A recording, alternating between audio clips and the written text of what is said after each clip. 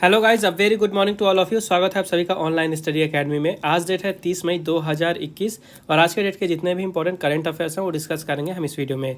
और साथ बने रहिएगा लास्ट तक, क्योंकि जितने भी रिलेटेड इंपॉर्टेंट फैक्ट्स हैं और स्टैटिक जीके हैं ये सब भी हम साथ में कवर करते चलेंगे। तो आइए शुरू करते हैं।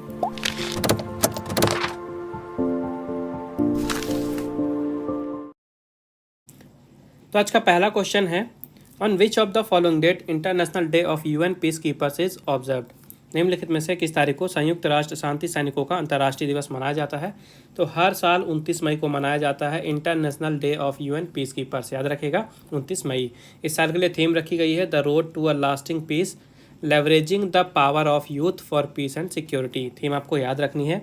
और ये दिन मनाया क्यों जाता है? तो हर साल 29 मई को ये दिन मनाया जाता है उन लोगों को सम्मान देने के लिए जिन पुरुष और महिलाओं ने यूनाइटेड नेशंस के जो पीस कीपिंग ऑपरेशन होते हैं उनमें अपना योगदान दिया है। साथ ही उन लोगों को सम्मान भी दिया जाता है और याद भी किया जाता है जिन पीस कीपर्स ने जो ऑपरेशन हुए पीस कीपिंग के लिए उस दौरान अपनी जान भी गंवा दी, अपनी लाइफ को लॉस कर दिया।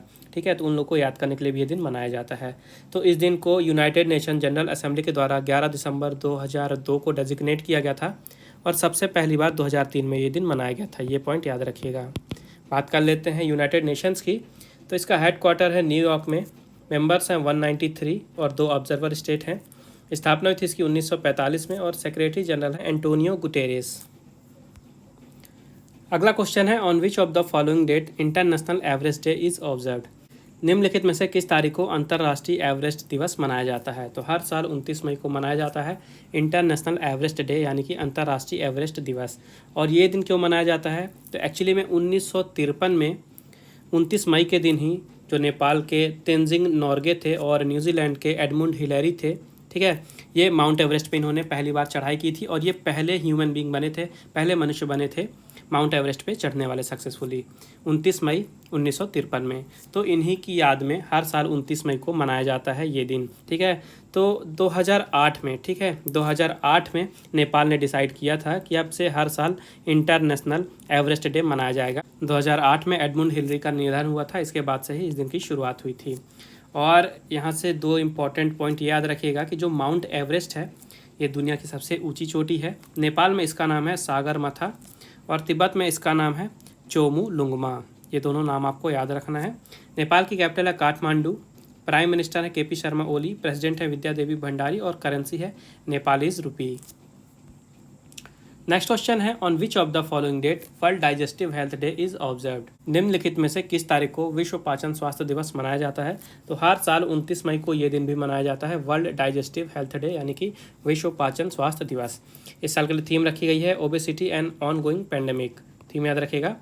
और हर साल ये दिन मनाया जाता है WDHD से शॉर्ट में कहा जाता है 29 मई को, ताकि जो डाइजेस्टिव डिसीजेज़ हैं या डिसऑर्डर हैं, यानी पाचन तंत्र से रिलेटेड जो भी बीमारियां हैं और डिसऑर्डर हैं उनके बारे में लोगों के बीच में जागरूकता फैलाई जा सके। बताया जाए कि ये बीमारियां कैसे फैलती हैं, इनकी रोकथाम कैसे करना है और इनका इलाज कैसे करना है, इससे कैसे बचा जा सकता है। इन सब चीज़ों के बारे में लोगों को जागरूक करने के लिए हर साल 29 मई को ये दिन मनाया जाता है। तो सबसे पहली बार 2004 में इसे मनाया गया था। उस साल जो वर्ल्ड गैस्ट्रोएंट्रोलॉजी ऑर्गेनाइजेशन है इसकी स्थापना के 45वीं एनिवर्सरी थी। ठीक है, तो 29 मई को ही वर्ल्ड गैस्ट्रोएंट्रोलॉजी ऑर्गेनाइजेशन का भी इस्टेब्लिशमेंट मनाया जाता है इसी दिन के रूप में। नेक्स्ट क्वेश्चन है, which country has hosted the 4th BRICS working group meeting 2021। किस देश ने 4थी ब्रिक्स कार्यकारी समूह की बैठक 2021 की मेजबानी की है। तो अभी हाल ही में चाइना ने मेजबानी की है 4थी ब्रिक्स कार्यकारी समूह बैठक की। ठीक है, 4th ब्रिक्स वर्किंग ग्रुप की मीटिंग की होस्टिंग की है चाइना ने, याद रखिएगा। और इस मीटिंग में एरिया ऑफ डिस्कशन क्या था? तो जो बायोटेक्नोलॉजी का फील्ड है वहाँ पे जितने भी रिलेटेड इश्यूज़ हैं, प्रॉब्लम चल रही हैं, नए नए इश्यूज़ आ रहे हैं, इन चीज़ों के बारे में डिस्कशन किया गया। और भारत की साइड को लीड किसने किया? भारत की साइड को लीड किया डॉक्टर संजीव कुमार वार्ष्णेय ने, जो कि department of science and technology के इंटरनेशनल कॉर्पोरेशन डिवीज़न के एडवाइज़र और हेड हैं। नाम याद रखिएगा, डॉक्टर संजीव कुमार वार्ष्णेय। इसके अलावा इस मीटिंग में पार्टिसिपेट किसने किया? तो जो ब्रिक्स के मेंबर्स हैं, Brazil, China, Russia, India, south Africa, यहाँ के रिसर्चर्स ने, एकेडमिशियंस ने, साइंटिफिक इंस्टीट्यूशन और गवर्नमेंट ऑफिशियल्स ने यहाँ पे पार्टिसिपेट किया है। ठीक है, ब्रिक्स का जो फुल फॉर्म है ये कंट्रीज़ के नाम से ही है, Brazil, Russia, India, China, south Africa. इसकी स्थापना हुई थी 2009 में। ठीक है, इसके पहले ये ब्रिक था 2010 में साउथ अफ्रीका इसमें ज्वाइन हुआ था। तो क्वेश्चन में कभी कभी पूछ लेता है कि लेटेस्ट कंट्री कौन सी है जिसने ब्रिक्स को ज्वाइन किया था। तो 2000 में साउथ अफ्रीका ने ज्वाइन किया था, याद रखिएगा। और एक पॉइंट याद रखिएगा कि 2021 में जो ब्रिक्स की अध्यक्षता है ये भारत के पास है। भारत चेयरमैनशिप रख रहा है ब्रिक्स की 2021 में। अगला क्वेश्चन है, how many Sakhi one stop centers will be set up by women and child development ministry to support Indian overseas women. भारतीय प्रवासी महिलाओं की सहायता के लिए महिला एवं बाल विकास मंत्रालय द्वारा कितने सखी वन स्टॉप केंद्र स्थापित किए जाएंगे। तो अभी हाल ही में भारत की women and child development ministry ने मिनिस्ट्री ऑफ फॉरेन अफेयर्स के साथ टाई अप किया है और उसके बाद लगभग 9 देशों में 10 सखी वन स्टॉप सेंटर खोले जाएंगे। ठीक है, याद रखिएगा, 10 सखी वन स्टॉप सेंटर खोले जाएंगे और ये सेंटर खोले जाएंगे जो प्रवासी भारतीय महिला हैं उनको सहायता देने के लिए। तो 9 कंट्रीज़ कौन कौन सी हैं? Australia, Canada, Singapore, Bahrain, Kuwait, Oman, Qatar, UAE और सऊदी अरेबिया। तो इन 9 कंट्रीज़ में टोटल 10 वन स्टॉप सेंटर खोले जाएंगे। और इन्हें खोला क्यों जा रहा है? तो जो भी वहाँ पे वीमेंस हैं, प्रवासी महिलाएं हैं भारत की, जो कि जिन पे अत्याचार हुए हैं, जो वायलेंस की शिकार हैं और किसी और रीज़न से वहाँ पे फंस गई हैं, स्टक हो गई हैं, तो उनको वहाँ पे लीगल एडवाइस दी जाएगी, उनको मेडिकल सपोर्ट पहुँचाया जाएगा, उनको काउंसलिंग दी जाएगी। इसी के लिए ये वन स्टॉप सेंटर बनाए जा रहे हैं। इसके अलावा जो women and child development ministry है, इन्होंने 74 करोड़ रुपए का यहाँ पे एक फ़ंड भी अनाउंस किया है निर्भया फंड के अंडर में, ताकि जो रेप की सर्वाइवर्स हैं, रेप की विक्टिम्स हैं, जिनके परिवार ने उन्हें छोड़ दिया है, तो उनको रहने के लिए घर, खाना और ट्रांसपोर्टेशन प्रोवाइड कराया जा सके। यूनियन मिनिस्टर हैं women and child development ministry की श्रीमती स्मृति जुबिन ईरानी। ठीक है, स्मृति जुबिन ईरानी जी यूनियन मिनिस्टर हैं, याद रखिएगा। और इनकी कंस्टिट्यूएंसी है अमेठी, ये भी याद रखिएगा। नेक्स्ट क्वेश्चन है, which state government has launched MHIM mobile app.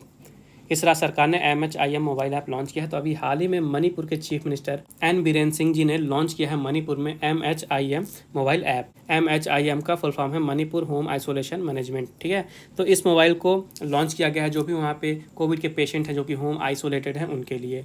तो होगा क्या, ये जो एप्लीकेशन है इसके द्वारा जो भी उनका हेल्थ डेटा है और इन्फॉर्मेशन है वो फीड किया जाएगा ताकि ऑफिशियल उन पर निगरानी कर सकें। तो किस टाइप का डेटा? जैसे कि उनका पल्स रेट कितना है, ऑक्सीजन लेवल क्या है, बॉडी टेम्परेचर क्या है, ब्लड प्रेशर क्या है, तो हेल्थ से रिलेटेड ये सब डेटा उस ऐप पे फीड किए जाएंगे ताकि ऑफिशियल्स उसका उनको मॉनिटर कर सकें, उनकी देखरेख कर सकें। बात कर लेते हैं मणिपुर की। तो यहाँ की कैपिटल है इम्फाल, चीफ मिनिस्टर हैं एन बीरेन सिंह और गवर्नर हैं नजमा हेपतुल्ला। अगला क्वेश्चन है, which state government has launched precision health platform. किस राज्य सरकार ने प्रिसीजन हेल्थ प्लेटफॉर्म लॉन्च किया है? तभी हाल ही में कर्नाटका के चीफ मिनिस्टर BS येदियुरप्पा जी ने बेंगलुरु में लॉन्च किया है प्रिसीजन हेल्थ प्लेटफॉर्म। ठीक है, प्रिसीजन हेल्थ प्लेटफॉर्म। और ऐसा करने वाला कर्नाटका ना सिर्फ भारत का पहला स्टेट बना है बल्कि पूरे एशिया में ऐसी सर्विस लॉन्च करने वाला पहला स्टेट बन गया है। ठीक है, भारत के साथ ही साथ एशिया में पहला ये सर्विस देने वाला बन गया कर्नाटका। और ये है क्या प्रिसीजन हेल्थ प्लेटफॉर्म? तो एक ये city wide sewage surveillance system है। ठीक है, सीवेज सर्विलेंस सिस्टम है जिसके हेल्प से जो ऑफिशियल है वो कोविड-19 का अर्ली स्टेज वहाँ पे डिटेक्ट कर सकते हैं और उसके हिसाब से अपनी प्रिपरेशन यानी तैयारियाँ शुरू कर सकते हैं। ठीक है, तो जो सीवेज वाटर होते हैं उनका वहाँ पे टेस्टिंग किया जाएगा और वहाँ पे देखा जाएगा नए इन्फेक्शंस को, और उसके बाद वहाँ पे अगर कोविड-19 या और कोई इन्फेक्शन है तो उसके अर्ली स्टेज को पहचानने की कोशिश की जाएगी और उसको फिर फेस करने के लिए वहाँ पे तैयारियाँ शुरू की जाएंगी। कर्नाटका की बात कर लेते हैं। यहाँ के चीफ मिनिस्टर हैं BS येदियुरप्पा, गवर्नर हैं वाजूभाई वाला और कैपिटल है बेंगलुरु। नेक्स्ट क्वेश्चन है, which bank has been imposed 10 crore rupees penalty by Reserve Bank of India. किस बैंक पर भारतीय रिजर्व बैंक द्वारा 10 करोड़ रुपये का जुर्माना लगाया गया है? तभी हाल ही में भारतीय रिजर्व बैंक ने HDFC बैंक के ऊपर 10 करोड़ रुपए का जुर्माना लगाया है। याद रखिएगा, HDFC बैंक के ऊपर रिजर्व बैंक ऑफ इंडिया के द्वारा 10 करोड़ रुपए का जुर्माना लगाया गया है। और ये जुर्माना लगाया क्यों गया है? तो जो HDFC बैंक का व्हीकल लोन डिवीज़न है उनके द्वारा इरेगुलरिटीज़ देखने को मिली, वहाँ पे सही काम नहीं किया जा रहा था, इस कारण से RBI ने उन पर ये 10 करोड़ रुपये का जुर्माना लगाया है। HDFC की बात कर लेते हैं तो इसकी स्थापना थी 1994 में। हेडक्वार्टर इसका मुंबई में। चेयरमैन है श्यामला गोपीनाथ और CEO हैं शशिधर जगदीशन। यहाँ की टैगलाइन है वी अंडरस्टैंड योर वर्ल्ड। और RBI की बात कर लेते हैं तो इसकी स्थापना हुई थी 1 अप्रैल 1935 और स्थापना हुई कहाँ थी? स्थापना हुई थी कोलकाता में। यहाँ के गवर्नर हैं शक्तिकांत दास जी जो कि 25वें गवर्नर हैं और इसका हेडक्वार्टर है मुंबई महाराष्ट्र में। और कोलकाता से हेडक्वार्टर मुंबई में आया था 1937 में। अगला क्वेश्चन है, who has been appointed as the next ambassador of India to South Sudan. दक्षिण सूडान में भारत के अगले राजदूत के रूप में किसे नियुक्त किया गया है? तो अभी हाल ही में विष्णु कुमार शर्मा जी को नियुक्त कर दिया गया है दक्षिण सूडान में भारत के अगले राजदूत के रूप में। नाम याद रखिएगा, विष्णु कुमार शर्मा बने हैं साउथ सूडान में भारत के अगले एम्बेसडर। साउथ सूडान की बात कर लेते हैं तो यहाँ की कैपिटल है जूबा। प्रेसिडेंट हैं साल्वा कीर मायार्दित और करेंसी है south Sudanese pound. Next question है, who has been approved to be appointed as the new commerce secretary. नए वाणिज्य सचिव के रूप में किसकी नियुक्ति को मंजूरी दी गई है? तो अभी हाल ही में BVR सुब्रमण्यम, ठीक है, BVR सुब्रमण्यम जी की नाम को अप्रूवमेंट दे दिया गया है कि अब ये भारत में नए कॉमर्स सेक्रेटरी बनेंगे, यानी कि वाणिज्य सचिव।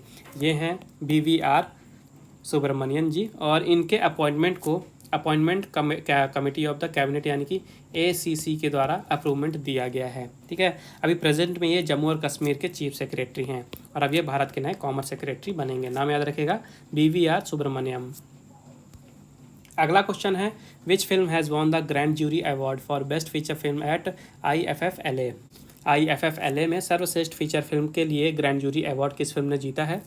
तो एक तमिल लैंग्वेज की फिल्म है सेथुमान, ठीक है, सेथुमान, इसने जीता है IFFLA में बेस्ट फीचर फिल्म के लिए ग्रैंड जूरी अवार्ड। नाम याद रखेगा, सेथुमान, और ये तमिल लैंग्वेज की फिल्म है। और जो IFFLA है इसका फुल फॉर्म है Indian film festival of Los Angeles.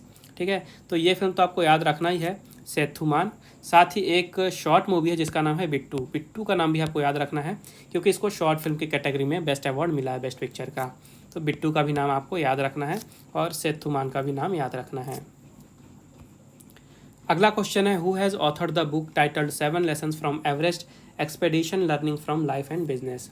7 lessons from Everest expedition learning from life and business नामक पुस्तक किसने लिखी है? तभी हाल ही में दिल्ली के एंटरप्रेन्योर और माउंटेनियर ने अपनी पुस्तक लिखी है, इनका नाम है आदित्य गुप्ता। आदित्य गुप्ता ने किताब लिखी है और पुस्तक का नाम है 7 lessons from Everest expedition learning from life and business. और ये पुस्तक लिखी क्यों गई है? तो इनका एक मोटो है आदित्य गुप्ता का कि ये कोविड-19 रिलीफ के लिए 1 करोड़ रुपए जुटाना चाहते हैं चैरिटी के थ्रू। तो इस कारण से इन्होंने इस किताब को लिखा है। तो पुस्तक का नाम आपको याद रखना है और लेखक का भी नाम याद रखना है, आदित्य गुप्ता। तो अब समय आज के क्विज का। आज के क्विज का क्वेश्चन है, which country has given the name ताउते for the cyclone. ताउते चक्रवाती तूफान को उसका नाम किस देश द्वारा दिया गया है? तो ये रहे आपके ऑप्शन। मेक श्योर आंसर जरूर दें कमेंट बॉक्स में। इसके अलावा अगर आपको कोई प्रॉब्लम है, कोई आपको डाउट है, आपका कोई सजेशन है, तो आप बिल्कुल मुझे कमेंट बॉक्स में बता सकते हैं। पिछले वीडियो में मैंने आपसे पूछा था, which state has recently approved setting up of legislative council. हाल ही में किस राज्य ने विधान परिषद की स्थापना को मंजूरी दी है? तो इसका राइट आंसर है वेस्ट बंगाल, यानी कि पश्चिम बंगाल। तो ये थे आज के important current affairs. I hope आपको यूजफुल लगे होंगे। वीडियो पसंद आई तो वीडियो को लाइक ज़रूर करें, ज़्यादा से ज़्यादा शेयर करें अपने दोस्तों के साथ और चैनल को सब्सक्राइब करना ना भूलें। बेल आइकन जरूर दबाइएगा ताकि नोटिफिकेशन आपको मिलती रहे। और रिवीजन के लिए अगर आपको PDF फाइल चाहिए तो उसकी लिंक आपको डिस्क्रिप्शन में मिल जाएगी, आप वहाँ से डाउनलोड कर सकते हैं। तो फिर मिलते हैं अगले वीडियो में, तब तक के लिए take care and thank you guys.